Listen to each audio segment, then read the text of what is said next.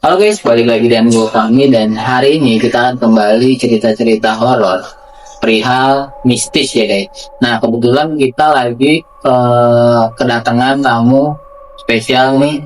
Dia punya cerita tentang dunia bangkit kuno. So kita kenalin dulu. Namanya siapa? Gua Irfan. Irfan. Iya. Oke. Nah, Bang Irfan, kira-kira cerita yang mau dikasih tahu apa? Dulu ini kisah nyata ya, pernah terjadi di kampung gua. Karena posisinya itu yang nolongnya itu yang katakanlah orang awalnya kakek gua sendiri. Oh gitu. Nah guys, nontonnya sampai akhir karena mungkin ceritanya bakalan bagus banget. So kita lanjut aja video.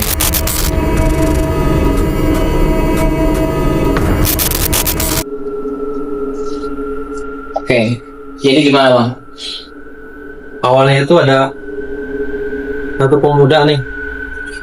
Pemuda ini dia udah nikah, tapi usahanya itu dia nggak terlalu membuahkan hasil lah. Di biasa-biasa aja lah. Terus si pemuda ini datang ke rumah kakek gua. Datang ke rumah kakek gua, dia bilang, "Bah, ya saya usaha nih dari dulu segini gini aja nggak ada kemajuan gitu. Gimana ya supaya maju?" Mbak gua nggak jawab, diam, nggak ngomong iya atau tidak gitu. Terus ibu muda itu ngomong minta bantuan ke mbak gua. Akhirnya lama kelamaan ya udah, ayo gua bantu ke mbak gua. Tapi ada syaratnya. Katanya apa bang? Lu bawa kembang 7 rupa sama rokoknya itu rokok zaman dulu panjang sini, rokok itu 2 sama cerutu kayak cerutu sama kembang 7 rupa. Oke. Nah malamnya itu si pemuda ini ke rumah gua. Sama gua udah siap seratan, udah mbak, ayo kita langsung ke makam. Jadi mbah gua itu dia punya mbahnya lagi. Nah mbah gua itu jadi kuncen lah di situ. Kuncian dari apa pemakaman? Dari pengalaman dari mbahnya lagi. Karena mbah guanya itu orang pertama di kampung situ. Jadi penyetus nama kampung itu mbahnya gua. Sampai ke makam, masuk tuh ke makamnya ya kayak ada ruangan gitu lah di dalam makam itu, kayak ada kamar. Oh iya ya. Datang biasa lah mbak gua. Itu berarti ruangannya buat khusus buat ritual gitu. Iya, buat kayak gitu. Dan itu pun bukan cuma sekali, itu udah banyak orang-orang yang pada datang. Akhirnya si bunganya di dalam baskom gitu, isi air, terus mbak gua ya sampai gitulah. Agak lama itu ada kayak apa ya, kalau kata zaman sekarang lampu ya, lampu tembak terang banget ke arah mbah gua gitu. Tapi ke arahnya bukan ke mbah gua, tapi ke makam, ke arah kepala. Ke arah kepalanya makam itu. Iya, dorotnya itu terang banget. Nah si pemuda itu kaget. Kata mbak gua, tenang, ini si mbah Faruhun datang kan. Itu kata mbak gua. Nah sekarang kata mbak gua tuh, lu mau apa? Ngomongin jelas. Nah si pemuda itu ngomong kayak gini ngomongnya, "Bah, saya kesini pengen minta bantuannya. Itu saya udah usaha Jakarta udah tahun-tahunan tapi nggak dapat hasil, cuman buat makan doang. Pengen dapat hasil. Kalau misalkan dapat hasil dan big lah, saya akan balik lagi ke sini memotong kambing. Si pemuda itu ngomong lagi tuh, potong kambing. Dan dia itu ngomongnya nggak sekali, karena sebelum ke makam tuh udah dikasih tahu sama mbak gua, lu ngomong jangan sekali, ucapin kemauan dia minimal 3 kali ngomongan. Sampai ketiga kalinya si cahaya lampu itu hilang. Terus si air yang bunga itu bergolak pak. Jadi kayak ada busa-busa gitu ya. Kayak air mendidih. Iya kayak mendidih. Airnya air si bunga itu dibawa hilang. Nah pas posisi pulang itu di kebun kan itu ya, hujan gede, hujan gunung Dorda. Tapi pas pulang itu hujan segitu gedenya, mbak gua sama pemuda itu nggak ada air setetes pun kena dia berdua. Nggak ada air setetes pun ke mbak gua sama si pemuda ini. Nah, tetep aja jalan santai sampai rumah mbak gua. Ceritanya tuh udah setengah pagi mau subuh. Mbak gua ya udah, ini air bunga lo bawa ya. Air bunga yang tadi itu. yang tidur pak itu lo bawa, bunganya lo makan, airnya lo minum ya bah. Nah mbak gua itu nggak ngingetin kalau dia punya perjanjian itu. Perjanjian kalau misalkan lo sukses, lu bakal bawa balik lagi motong kambing. Oh, Mbak gua nggak menekankan itu. Dia udah janji sendiri. Akhirnya dia pulang, si pemuda ini ke rumahnya. Iya. Dia pulang, dia lakuin tuh. Ya minum air, makan kembang tidur rupa itu. Nah besoknya dia berangkat ke Jakarta. Kalau berangkat ke Jakarta, sebelum berangkat ke Jakarta, dia nggak ada modal bang ke Jakarta. Karena kan kalau ke Jakarta lagi kan dia usahanya itu tukang dagang minyak tanah tuh. Dia nggak punya duit sama sepeser pun. Setelah makan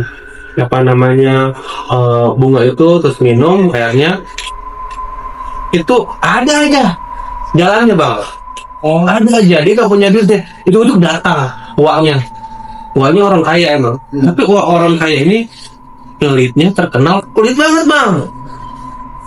Tiba-tiba ngasih duit. Datang ke rumah dia, tiba-tiba ngasih duit. Dia nanya, lu mau kemana? Mau ke Jakarta pak?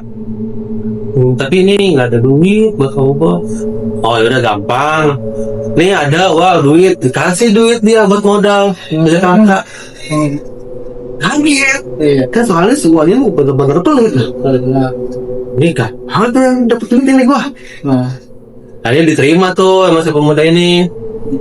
Cuma ada pemuda bilang sih, kalau ada rezeki ganti udah, terusnya udah pakai aja dulu, ganti gampang. Terus Iwanya pergi karena dia ada urusan lain.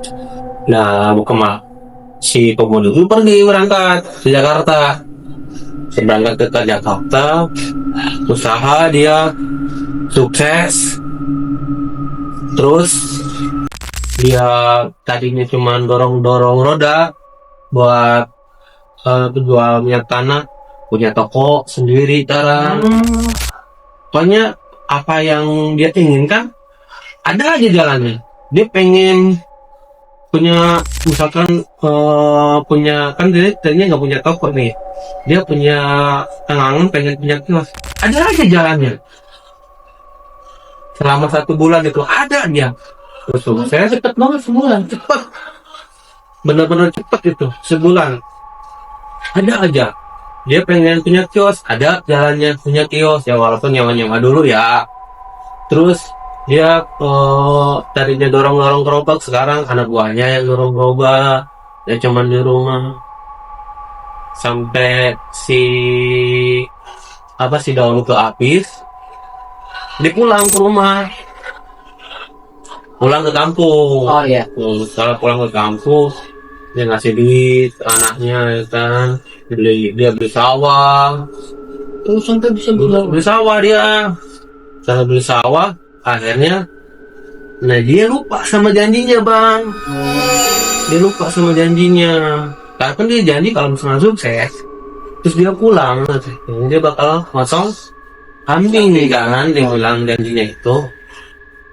Setelah itu dia lupa, dia cuma beli tanah, beli buat beli sawah, beli tanah, bangun rumah, beli perhiasan istrinya. Dia lupa, dan mbah gua nih, kakek gua juga lupa nggak ngasih tahu. Nggak ngasih tahu karena itu kan, kalau menurut mbah gua itu perjanjian dulu sama mbahnya mbah gua, bukan perjanjian gua.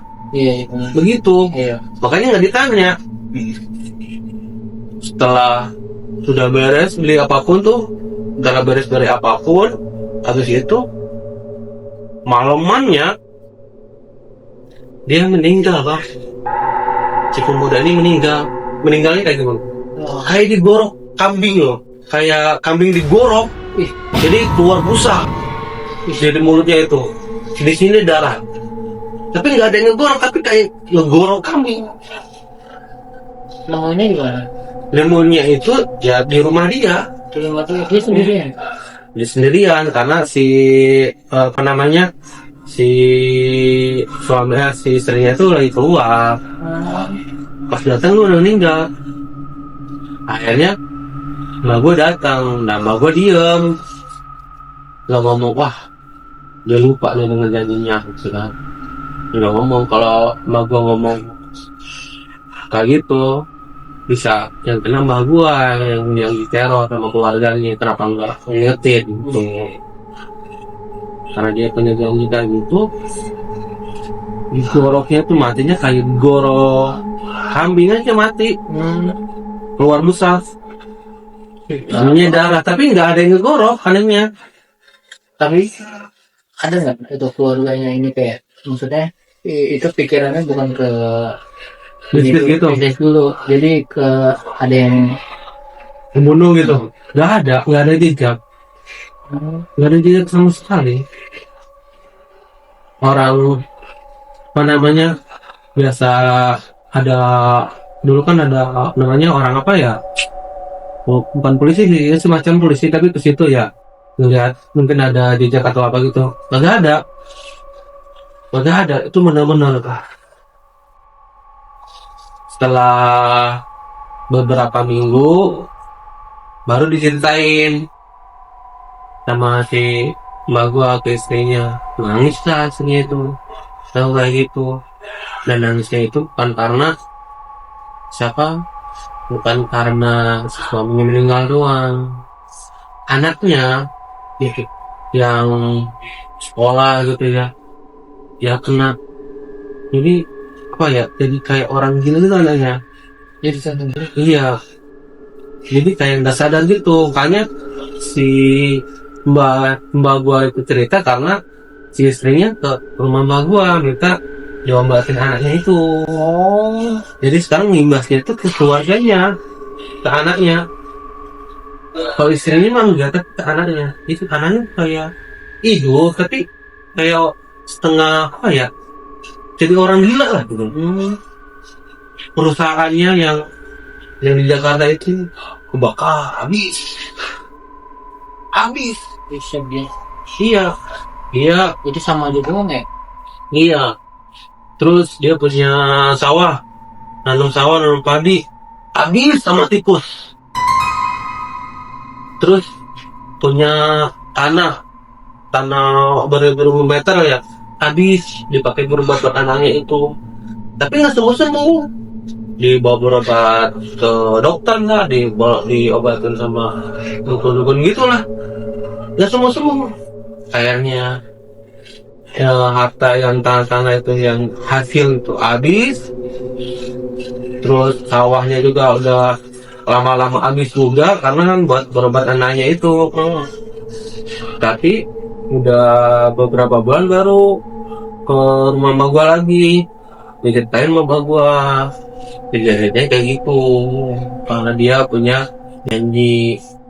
Itu sebenarnya kalau kayak gitu tuh kita yang ngasih janji atau dari sananya yang minta. Misalkan kayak kan itu kan tadi kan ceritanya kalau kita yang bikin janji kan kita nanti kalau misalnya balik lagi kita bakalan ngebelain kambing.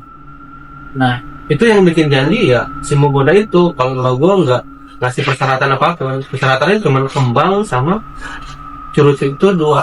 berarti kalau misalkan kasih itu tanpa ada ngejanjiin bisa aja. Nggak bisa. Oh nggak bisa, tetap Nggak ada yang mesti dijanjiin. Iya, karena Dan kita sendiri yang menentukan Iya. itu. itu kan perjanjian Berarti bukan dari ini ya. dari mbak guanya, bukan dari dia. Bisanya apa, jadi jangan sampai lupa. Kalau lupa lu bisa anak lu atau istri lu bisa gila kayak gitu jadinya. Bisa kayak gitu jadinya. Nah akhirnya kayak gitu. Sekarang sawah lama-lama kan habis, akhirnya ya anaknya menghilang. Akhirnya udah sawah udah habis, lama-lama anaknya nggak sembuh ya, meninggal juga anaknya. Ini kan Tapi kalau perjanjian itu kan perjanjian yang buat ini ya, buat memperkaya diri. Ada nggak sih perjanjian yang misalkan buat yang nggak suka sama orang, terus atau yang biar kita jadi banyak yang ngelupain gitu? Itu ada nggak sebenarnya di ada dunia? ada, tapi kalau yang nggak gitu gua belum dapat ceritanya. Tapi mbah gua itu kan dulu hidupnya di zaman Belanda ya. Zaman Belanda itu jadi orang-orang pintar yang golongan putih dengan golongan hitam itu beradu. Jadi golongan orang hitam itu kayak dibayar sama orang-orang Belanda untuk melawan golongan yang orang putih gitu. Waktu itu pernah kejadian. Nah si mbak gua juga setelah kejadian si yang kemarin mati tersebut itu datang lagi ada orang, Masih ada lagi. Tapi kalau ini dia itu ingat sama janjinya, nggak lupa. Tapi si orang ini bosnya maling. Orang ini bosnya maling. Bosnya maling itu kalau di rumah mah, kalau di desa gitu ya, di kampungnya lah biasa pakai sarung, pakai kopi, pakai peci, alim lah kalau di kampung mah. Tapi kalau di luar desa, luar wilayah dia bosnya maling bang. Nah di suatu hari karena dia terdetek nih sama polisi, dicari tuh bos maling itu, dicari sama polisi. Habis dicari sama polisi kan dia akhirnya kabur-kaburan tuh. Iya. Ada kabur-kaburan karena dia ngedengar isu-isu mbah gua bisa yang kayak gitu. Ini ke mbah gua. Bawa lagi tuh orang si bos maling ini. Dan si bos maling itu temannya bapak gua, teman main bapak gua. Tapi kalau bapak gua mah ya santai, kalau